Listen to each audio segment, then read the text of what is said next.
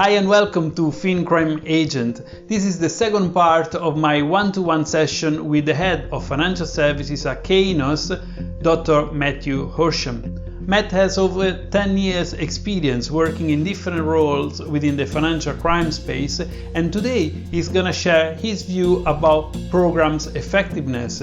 We will also talk about how breaking down the silos in financial crime can support the way forward within the industry.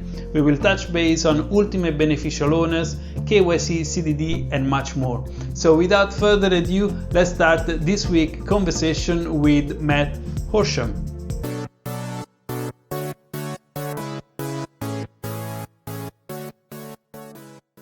Matt, welcome to FinCrime Agent. How are you today? I'm good, thanks, Marco, and great to be here. Thank you for inviting me to come and do this. I'm quite excited. No, it's a pleasure. Thank you for attending this. It's going to be a great interview, and I really look forward to your opinion and to your view about the industry. So we touch base on some of the changes, and indeed there are significant transformation and changes going on within the financial services industry, and in some shape or forms those you have mentioned touch the work that is also completed in the financial crime space. Of course, different organizations are moving at a different pace on the regulatory compliance journey. However, the importance of having effective systems and control nowadays seems to me more important than ever as a way forward to ensure the programs of financial crime actually deliver on what they are supposed to be doing. So the effectiveness is start to be a very central point. Have you noticed already any changes about the expected higher level of effectiveness of financial crime programs in the industry, or perhaps by the regulators? Yeah, so I started this interview with an answer that sounded kind of miserable. I said nothing's changed in 10 years, right? And I didn't say that, but it could have sounded like that's what I was saying. But I actually think that the positive is that some things definitely have changed. So the sympathy for regulators, right? They have to. They want, everybody involved wants to stop criminals. They want to stop criminal behaviour. Because of the impact it has on society and the victims. And like everyone else, you've only got this slice of the world that you interact with that you can control. So financial institutions can control effectively the profits of that crime. There is a level of fraud that is just, the crime itself. People make money out of fraud, but I think that the emotional motivation that people have to get involved in fighting financial crime is usually focused on what we think of as the compliance end of the spectrum, because it touches a wider array of crimes. Because anybody who does crime and makes money out of it, they then need to launder that money. So I think that it's very easy for people who work in financial crime all the time to feel like they're not achieving a lot. I think it's very easy to work very hard, and that could be true for regulators or technologists or analysts or policy, right across that spectrum. And actually, I think it's really important to remind ourselves that if you weren't there doing that, it would be very, very easy for the criminals to do this. So at the least, you are making criminals' lives harder, right? And that's actually a big thing. That's not nothing at all. Maybe you're not stopping them all, maybe you're not catching them all, yeah, but you're still making it a lot harder for them to do it. And that's got to be a good thing. So I think that's a positive. And I think that we are making it more difficult now than we were making it 10 years ago. And I think in 5 years' time, we'll be making it more difficult than we are today. And that's good, because if the criminals then have to work even harder, it's got to be better than if they don't have to work harder. So that's a really positive. We talked earlier about the fact that regulators' expectations have also changed, and I think that's part of that journey. So regulators have a very difficult job. They need to try and set rules and a culture that forces entities whose primary function is to make money, to spend money on something else. Yeah. And there's a sort of this paradigm that people have talked about for a long time of everything being rules based. Regulators, they write laws and regulations, and they by nature are lists of written documents, and they translate into lists of rules. So, if Marco transfers more than $10,000, if Marco comes from a country on this list, if Marco transfers to a company that he's not associated with, whatever it might be. And there's a recognition right across the industry, and has been for a long time, that one, it generates a lot of false positives, right? Because anything rules based, the difference between criminal behaviour and non-criminal behaviour from the banking or insurance end is pretty thin. There's not a big difference. So you end up with an awful lot of customers who've done absolutely nothing wrong being flagged. And everybody doesn't want to impact their lives. The institutions don't want to because they want to retain and attract customers. The regulator doesn't want to because it's got no interest in harming the vast majority of the citizenry. So that's why we have what we have. And everybody, I think there's a sort of a behavioural analysis piece, or you see it with social network analysis, you see it with a range of sort of basically data analytics, whether that be machine learning or AI or more traditional data science applications, to try and find a better way of detecting behaviour with lower false positive rates and ultimately with lower operational cost. And I think that journey will continue, and I think that the conversations have matured and developed between the industries and the regulators, and I think regulators now are optimistic that there will be a solution that moves them away from rules-based systems. Which I think 10 years ago they were like, yeah, go for it, if you can find something better, great, but they kind of weren't expecting it to happen. Now I think they're actually expecting it to happen. So I think that's one of the things that's changed, and hopefully will continue to change. And I think it'll be interesting to see where the driver comes from that. So I think we almost have two layers. There's the layer of the really big players, the tier 1 or tier 0, maybe even, huge multinationals with a lot of money and a lot of an international brand reputation, that if I said to you, name an insurance company or name a bank, those guys. Okay. And I think they have a relationship with the regulator where the regulator actually expects them now to be driving change. Yeah, to actually really lead, exactly. Not just to respond to regulation, but to be showing the way. And what's really heartening as somebody who works in this space is those institutions want to do that. They really genuinely want to do that. And you talk to people in that space all the time, a lot more than I do now, but anybody you talk to in that space, they really want to be finding this better way of doing things. And I think that there's a lot of institutions who are really good, but they just can't be leading the conversation. It's not because they're not as good, it's because they're not as big. It's as simple as that. And so I think regulators now almost have a two-tiered approach. So if you're one of the huge multinationals who I expect to lead, if you're not doing that, I'm likely to come down on you quite hard. If you're a challenger bank, or you're a tier 2 bank with a footprint in one country, or you're an insurance company with a footprint in one or two countries, and you don't do that, I'm not going to come down on you hard, because you couldn't. And to go back to my silly speed limit analogy, I'm effectively setting different speed limits. I'm saying if you're capable of doing better, I want you to do better. And I think that's actually a really good... It's a valid point, no? Definitely. Yeah, but it's a hugely difficult thing to get right, because if somebody should be in the top tier and actually are treating them in the middle tier, they could potentially abuse the system. And there'll always be somebody trying to abuse the system. But I still think it's better, and we'll get faster innovation and faster development than if we did a one-size-fits-all approach that I think maybe 10 years ago we were closer to.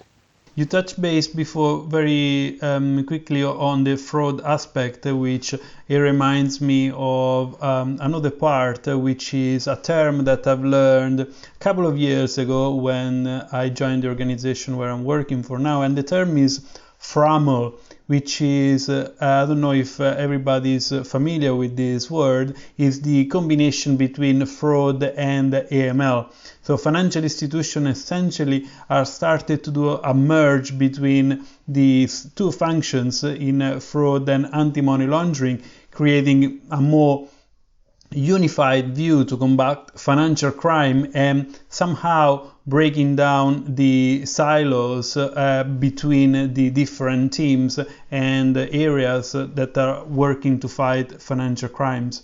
So, based on your experience, do you think we will continue to see a merge or maybe an overlap across financial crime risk and compliance functions to continue to bring down the legacy silos that have been existing within the industry? Yeah, I definitely think we will, and I definitely hope we will, because in some sense it was a false distinction. It was a distinction based on whose money was being lost, and not on what the criminals were doing or trying to do. So, and I think we will see that. We did a previous question.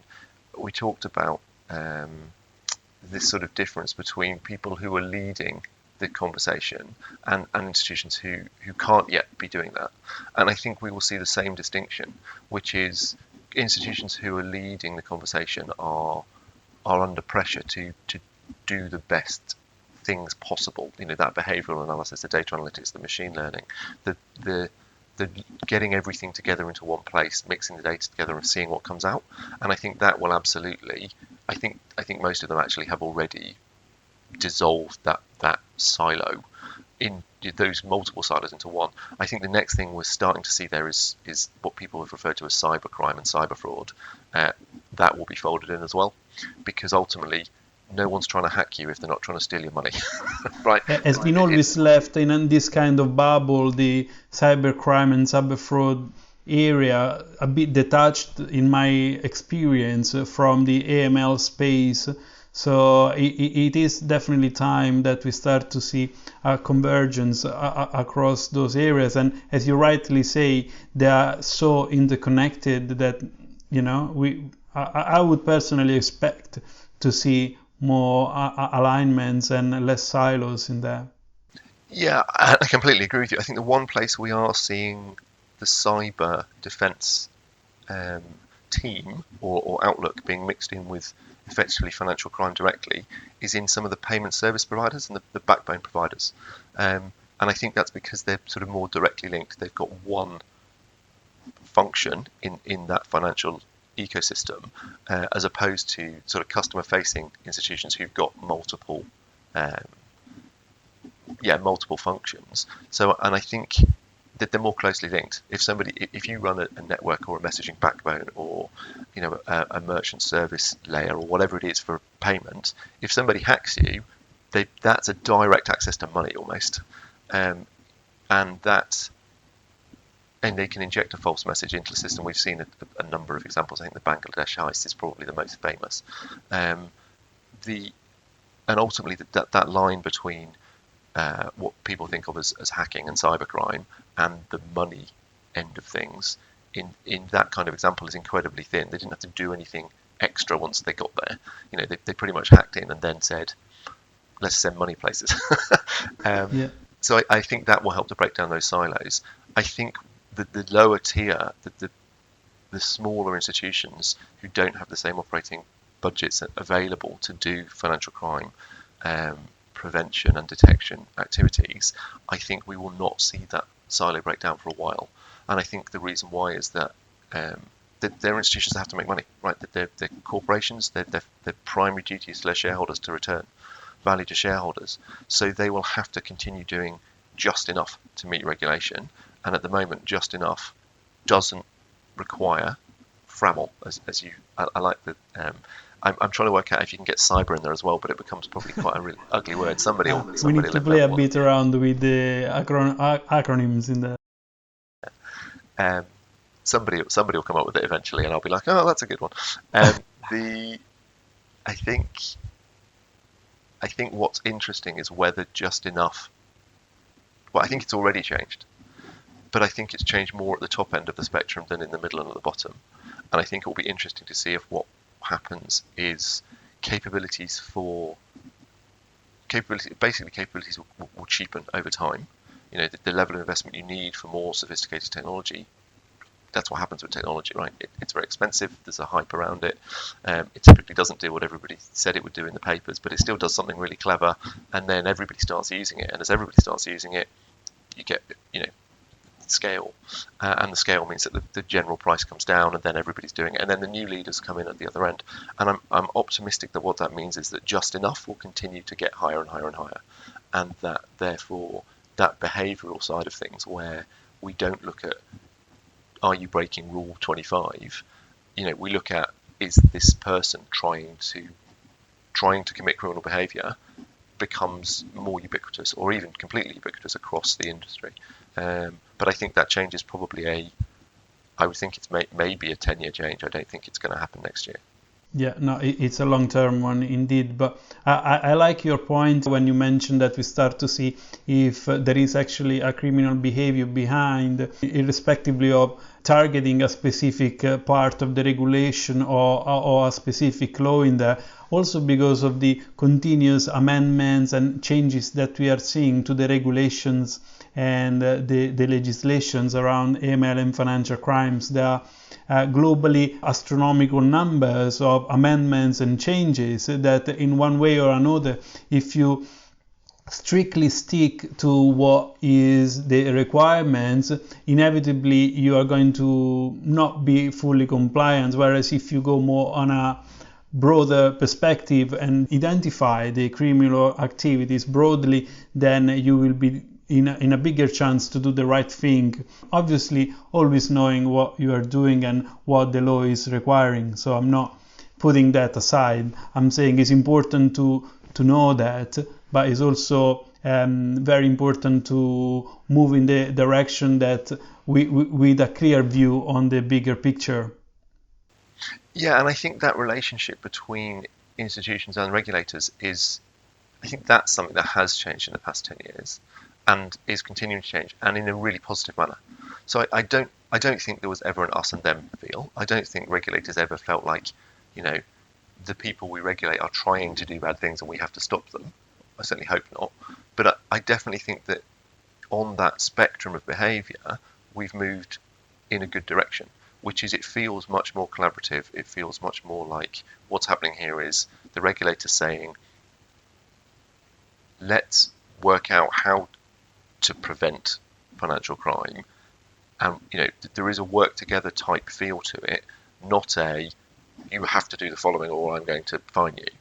The fines are still important because, of that sort of value to shareholder drive that all institutions have, right? You have to have this mechanism where if they don't do the right thing, it costs money, because otherwise there's no, of course, you can't motivate.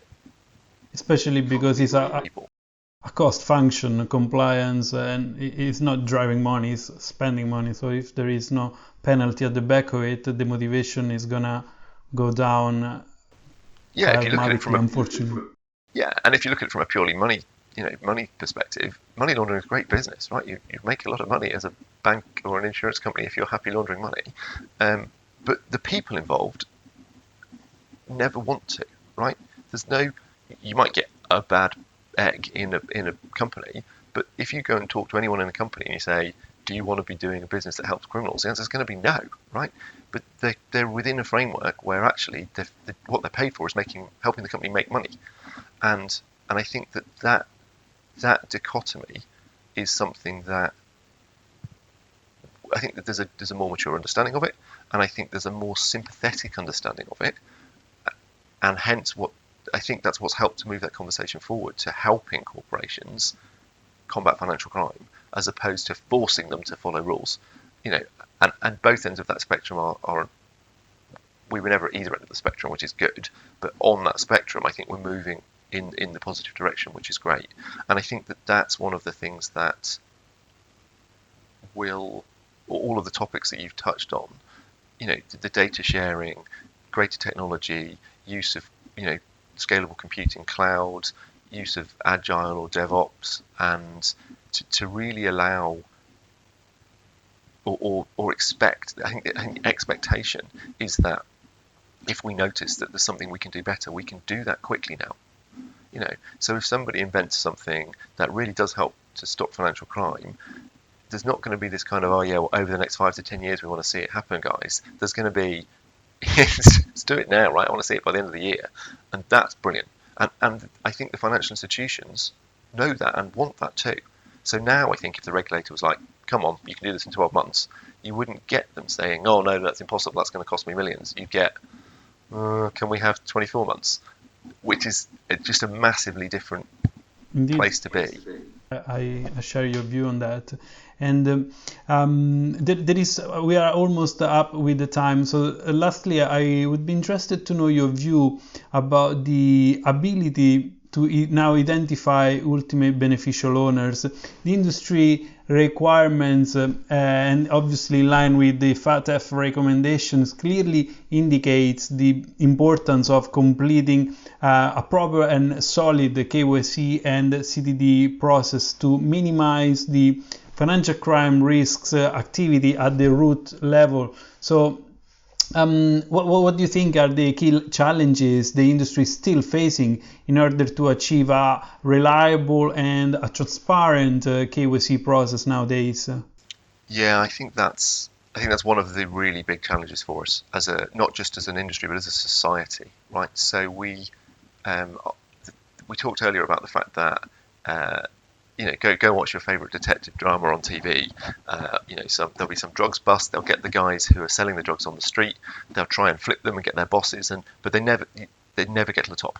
You're never gonna. And in financial crime, wherever the money's come from, whether it's drugs or something, human trafficking or some, awful exploitation of people in society, the people who actually pull the strings, the chances of getting them, it does happen every now and then, and it's great and it makes big news, but in general you're not going to get them. You're going to get the lower and the mid tier.